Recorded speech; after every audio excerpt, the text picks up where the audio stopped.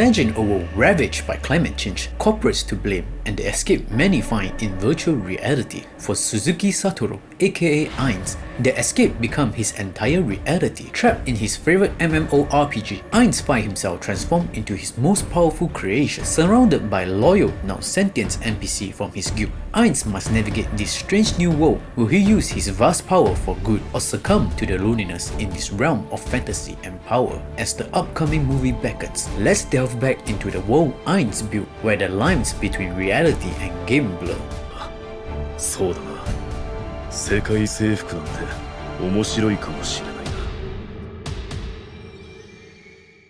Overlord is one of the greatest world building anime you could ever dream of. Sadly, this world story built by the author Maruyama is so intricate that the anime itself had to cut lots of content in order to meet its seasonal schedule of 12 episodes per season. With the Overlord movie release getting closer with each passing day, I think it is a good time to revisit Overlord again to refresh our memory and prepare ourselves for the Holy Kingdom arc. Before we get into the anime, let's talk about Ainz or Suzuki Satoru. How did he live his life and end up with such a twisted personality while occasionally showing goodwill to others? Satoru's mom passed away early in his childhood, and without a father figure to support him, he was forced to enter the workforce way earlier than most of us. He was an elementary school graduate and was lucky enough to get a job as a salaryman, or you could say an office worker. Wait a minute, doesn't that mean he entered the workforce as a child and has been forced to work as a child labor? Yeah, that is the sad reality that took place on a fictional Earth in the early 21st century. From here on, when I mention Ainz, you can also think of Satoru.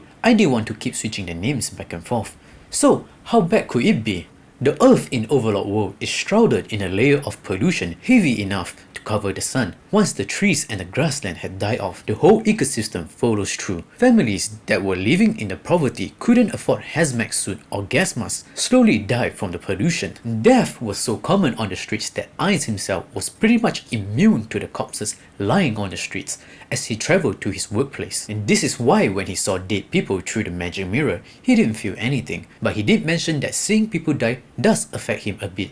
But due to his undead avatar, there is a passive skill that is subduing his emotion, which is a curse and a blessing at the same time. The majority of people who started playing Yggdrasil were for its greenery, which the earth has completely lost. It's different for Ainz though. He was looking for a human relationship. The reason why he chose an undead as his avatar is unknown, and we should ask Maruyama about it. The undead avatar made Ainz's life in the game a tough one. In order for a human role-playing avatar to advance their skill level, they have to hunt non-human avatar player, and the majority of the player were role-playing as human. And we see that in Season 1 Episode 3 flashback, Ainz was saved by Touch Me.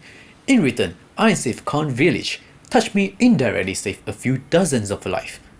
Now, I won't go into detail about how Ainz Ogo was formed, but I will go into detail about how Ainz ended up in the New World. So, how did Ainz end up in the New World in a blink of an eye? Literally. For that case, we need to take a look at the history of the New World. 600 years ago, in the New World, there lies a being sitting at the top of the world. The anime hasn't revealed him yet, and I'm not even sure if this person is still alive or not. But we have met his descendant, and it is this dragon's dad, Platinum's Dragon's Lord Daddy. According to the author Maruyama, the Dragon Emperor is ranked first above all other inhabitants, and his level is above 100, way stronger than Ainz, which currently is sitting at level 100. But even the strongest man fears defeat. In order to make sure he will remain at the top, he made a wish using wild magic. A wish that allows strong magic item to spawn into the New World regardless of where it comes from, so he could wield it and become even stronger than before. Like a mischievous genie, the wild magic granted the Dragon's Emperor's wish, but instead laid it in front of him. The magical items summoned from the Yggdrasil spread around space and time in the New World. Players who wore magical items or equipment were drawn in by the wild magic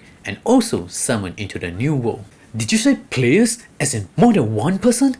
Yes, my friend, more than one person was pulled into the New World by wild magic. As the game server shut down, its world is essentially gone, poof, into non-existent. A good non-destructive way to summon new items without affecting the other worlds. All magical equipments players were wearing, guild hall with store magical items, everything and anything that is magical in Yggdrasil was summoned into the New World. This is also the first arrival of the 6th Great God, player who later go on to create the Slain Theocracy. Their presence is still felt and affects the New World in the anime. Whether the famous item that mind controls Shoutier, downfall of castle and country, or the God Kings, the descendant of the sixth great god, who is pulling the strings behind the scene.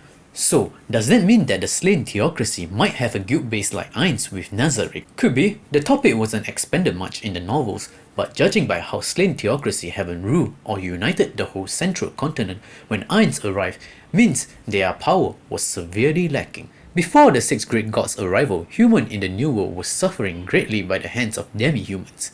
After the arrival of the magical items and the six great gods, humans finally have heroes that will willingly help out and protect the New World inhabitants. But there is only so much they can do without the access to their tier magic, and for 100 years, the New World humans gather and form the slain theocracy, worshipping the players. It is also around the time rune crafting was taught to the inhabitants, allowing them to somehow fend for themselves, but not fully. As 5 out of the 6 of the players were playing as mortals, they soon died from natural causes. 100 years is a long time. Around the death of the 6 great gods, a new wave of players was entering the New World, and they called themselves the 8 Great Kings. 100 years passed for the 6 great god, a blink of an eye for the 8 Great Kings coming over from the Aegis Sail. And they are not alone. This time round, it is a calamity, and they will transfer over with their guild base, a base filled with world items that are so strong it is able to change the law of physics in the New World. Basically, multiple infinity gauntlets. Upon the arrivals of the 8 Great King, the first thing they notice that they are unable to cast their tier magic, and if you are paying attention, they possess items that are basically infinity gauntlet. What do you think they would do?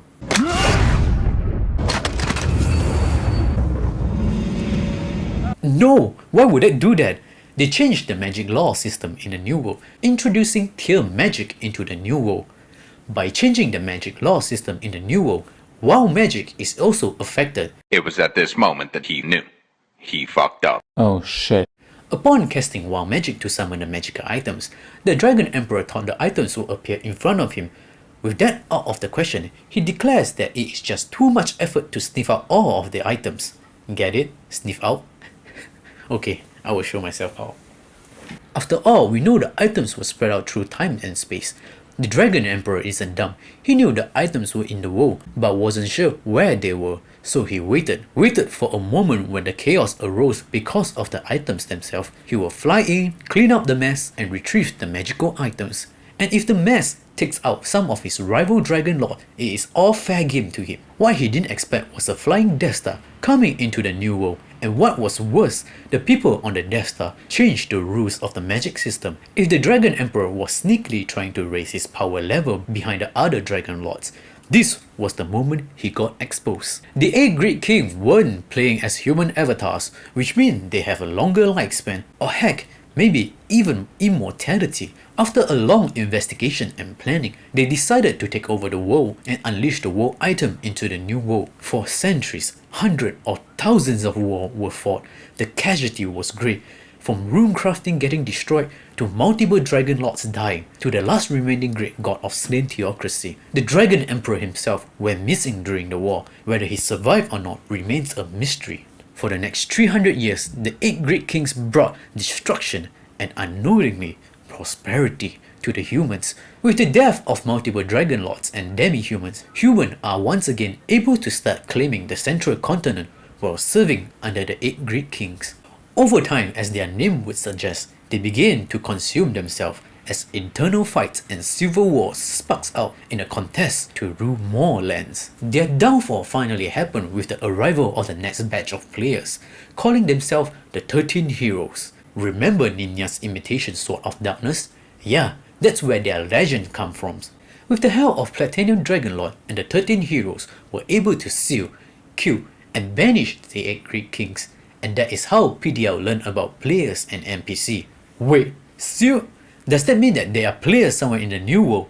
Yeah, but that is only for the light novel readers. Us anime lovers don't have the luxury of seeing another player and how Ainz dealt with them. After defeating the 8 Great Kings, Platinum Dragonlord feared the power of players, secretly eliminated the 13 heroes and took over the guild hall of the 8 Great Kings. Dark. Very dark. Where he is currently resides and guard in season 4 of Overlord. Having to experience 3 generations of players within a few centuries, Hideo remains vigilant and stays undercover, hoping he won't have to face another player. But little did he know, his wishes were short-lived. I still remember when I first watched Overlord, there were so many unsolved mysteries, just like how Attack on Titan dropped bits and pieces of hint to you. Maruyama did the same, which led the viewers to form many theories. But as the novel are reaching the end of their series, the question will be how will he end the Overlord series? I shall hand this question over to you and end part 1 of the whole Overlord recap. If this video take off maybe with 100 likes or so, share it if you can and I will make a part 2. I have learned my lesson to not to make a full video if no one is watching and maybe go on to make something more interesting like where did all the anime girls Boomer went to. This is Anime Nigel and I will see you in the next video.